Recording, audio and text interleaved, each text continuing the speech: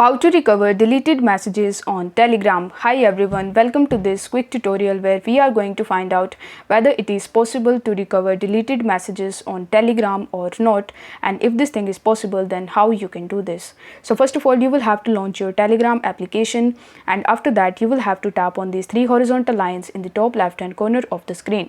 After that you need to tap on settings, and in the settings you are not going to see any option that would allow you to recover your deleted messages on Telegram. Now in this situation, what you can do is you can directly seek help from Telegram support team.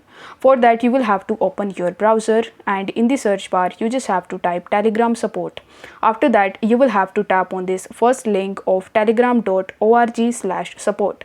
Once you do this, you will be landed on this support page where you need to fill out this form. In the first section, you need to describe your problem, and here you can simply type this message which says, "Hi Telegram team, I accidentally deleted my chats and media from my Telegram account.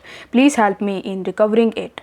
Once you do this, you will have to enter your email address as well as your phone number associated with your Telegram account, and after that you need to tap on this submit button in the bottom. Once you do this, you just have to wait for at least 24 hours until you get any response from Telegram support team or until your deleted media is recovered.